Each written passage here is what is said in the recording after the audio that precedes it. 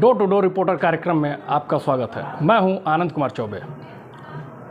आज हम एक ऐसी शख्सियत से मुलाकात करेंगे जिन्होंने शिक्षा के क्षेत्र में अपना अमूल्य योगदान दिया है, जिसके लिए उन्हें राष्ट्रपति सहित कई अन्य पुरस्कारों से नवाजा जा चुका है।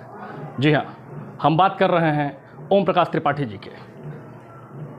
आज हम उनसे जानने का प्रयास करेंगे, बात करने का प्रयास करेंगे कि आगामी विधानसभा चुनाव में को लेके वो क्या सोचते हैं और सोनभद्र में पूर्व में और अब में क्या परिवर्तन देखते हैं। तो हम सीधे चलते हैं ओम प्रकाश त्रिपाठी जी से के पास और उनसे बात करते हैं। जनपद मिरर में आपका बहुत बहुत स्वागत है। धन्यवाद। विधानसभा चुनाव का बिगुल बज चुका है और प्रत्याशियों की भी लगभग घोषणा हो ही रही है। लगातार घोषणा हो रही है जी। आप तमाम जगहों पर आते जाते रहते हैं जी जी। तो और लोगों से भी मिलते हैं जी। इस बार के चुनाव में क्या मुद्दा हो सकता है, क्या लगता है आपको? पहली बात तो ये कि आज का जो परिदृश्य है कुछ इस तरह का है जो जातिगत होता चला जा रहा है। जातिवार जो है लोग उम्मीदवार को चुनने की कोशिश करते हैं और इतना ही नहीं, जो मतदाता है, मतदाता इतना भ्रमित हो जाता है कि वह मतदान से ही अपने को वंचित करने लगता है, जबकि मतदान हिंदुस्तान ये हमारे संविधान के तहत बहुत महत्वपूर्ण चीज़ है, उसको भी उपेक्षित करता जा रहा है। और आज का जो नेता है वह अपने स्वार्थ के लिए ज़्यादा परेशान है, वह लोक के लिए नहीं है, वह तंत्र के पीछे चलने वाला है, लोक के पीछे नहीं चलने वाला है। उसका नेतृत्व कहीं न कहीं से भटक रहा है। शिक्षा के क्षेत्र में जनपद सोनभद्र में क्या बदलाव देखते हैं? शिक्षा के क्षेत्र में पहली बात कि अब तो ऐसी स्थितियां हो गई कि तमाम नए नए अनुसंधान किए जा रहे हैं, लेकिन मैं समझता हूं कि इससे न तो बच्चों का चरित्र सुधर पा रहा है, न उनके ज्ञान का अभिवर्धन हो पा रहा है, न उनके अंदर चिंतनशीलता का मतलब कि वृद्धि हो रही है। वो पीछे पीछे दौड़ रहे हैं। आज एक नई व्यवस्था हुई तो कल दूसरी हो जाएगी, परसों तीसरी हो जाएगी, लेकिन जितने भी योजनाएं बनाई जा रही हैं उन योजनाओं का अंतिम परिणाम तक क्रियान्वयन नहीं होता है और बच्चे के अंदर स्वयं का कोई अपना जागरण नहीं हो पाता है। बच्चा स्वयं अपने हित और अहित के बारे में सोच नहीं पाता है। निश्चित रूप से आज की जो शिक्षा है वह भटकाऊ शिक्षा है और शिक्षा के लिए जो हमारी सरकारें बजट देती हैं, बजट तो पर्याप्त मिलता है, लेकिन उसका सदुपयोग न होकर के दुरुपयोग होता है। वह समाज का हिस्सा नहीं बनता है, सामाजिक सरोकार का हिस्सा नहीं बनता है। सोनभद्र को आपने देखा है, बचपन से ही देखा। हाँ हाँ। पूर्व के सोनभद्र में और आज के सोनभद्र में कितना अंतर आप देखते हैं? देखिए, पहले हर गांव में बाग बगीचे होते थे, खेती बाड़ी कायदे से होती थी, कच्चे मकान होते थे, लिपे पुते स्वच्छ होते थे, पशु भी रहते थे। ये गौ माता के नाम से हम जिसको जानते थे, गौओं का इतना अभाव हो गया और स्कूल में अध्यापक का वो सम्मान होता था जैसे वो देवता हो, भगवान हो। और आज स्कूल में अध्यापक का कोई सम्मान नहीं रह गया और अध्यापक छात्र को अपना शिष्य नहीं समझता है, बल्कि समझता है कि हमारे अर्थार्जन का एक माध्यम है वो। यदि हम विकास की बात करें तो विकास का इस जनपद में जैसे विकास का क्या पैमाना होना चाहिए? केवल सड़क, पुल, पुलिया या फिर पक्के मकान, क्या यही विकास का? नहीं, बिल्कुल नहीं, है तो बिल्कुल नहीं है। हम तो समझते हैं कि सोनभद्र जनपद जो है वो उत्तर प्रदेश का सबसे ज़्यादा राजस्व देने वाला जनपद रहा है।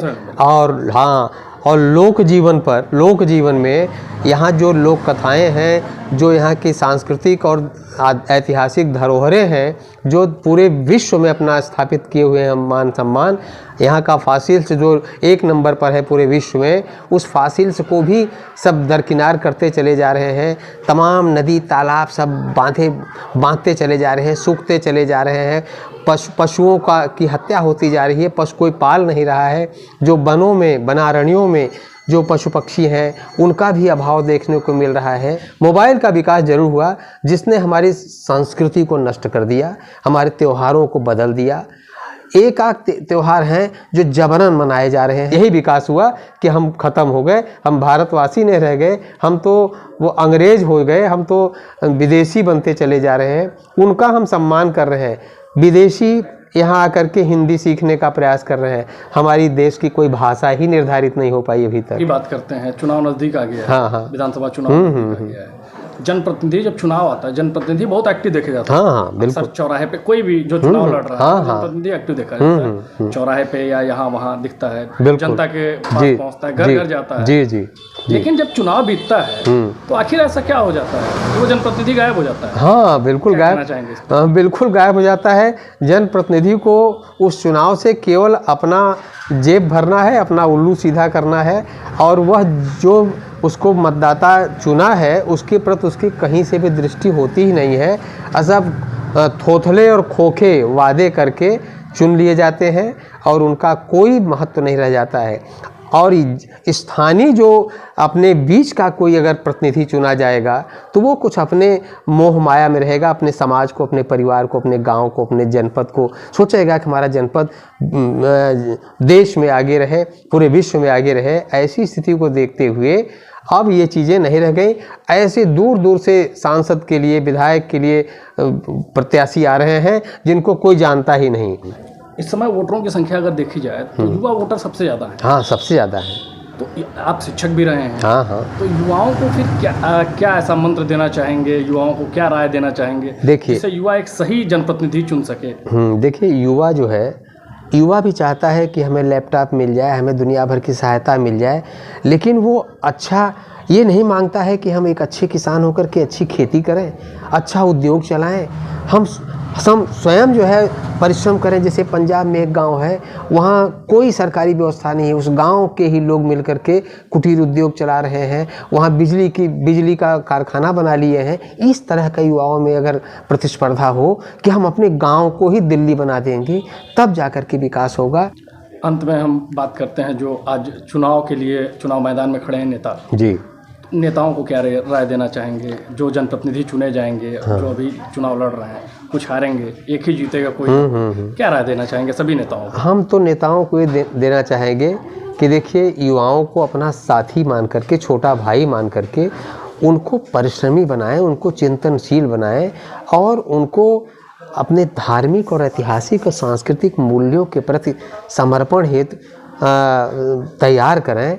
और विद्यालयों में अगर कहीं नौकरी नहीं मिल रही है तो अपने गांव के जो विद्यालय हैं, अगर वहाँ विद्यालय कायदे से नहीं चल रहे हों तो युवा जाकर के विद्यालयों में अपनी प्रतिभा का निखार करें, कि ताकि आने वाली जो पीढ़ी है वो भी कुछ सीख करके उन्हीं युवाओं से प्रेरणा बने, वो प्रेरणा के केंद्र बने, प्रेरणा के स्रोत बने और नई पीढ़ी को एक दिशा दे दें। और नई पीढ़ी को अगर हमारे जनप्रतिनिधि एक दिशा देंगे तो मैं समझता हूँ कि भारत दुनिया का सबसे अच्छा और सबसे विकसित राष्ट्र बनेगा, विकासशीलता से बहुत ऊपर हो जाएगा। ये थे सेवानिवृत्त शिक्षक और राष्ट्रपति पुरस्कार विजेता ओम प्रकाश त्रिपाठी जी।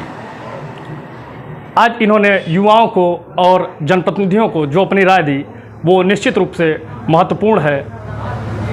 यदि जनप्रतिनिधि और युवा इनकी राय का पालन करें और उस नक्शे कदम पे चलने का प्रयास करें तो निश्चित रूप से जो परिकल्पना ये कर रहे हैं, गांव के विकास से ही देश का विकास हो सकता है, वो साकार हो जाएगा। आनंद कुमार चौबे, जनपद मिरर, सोनभद्र।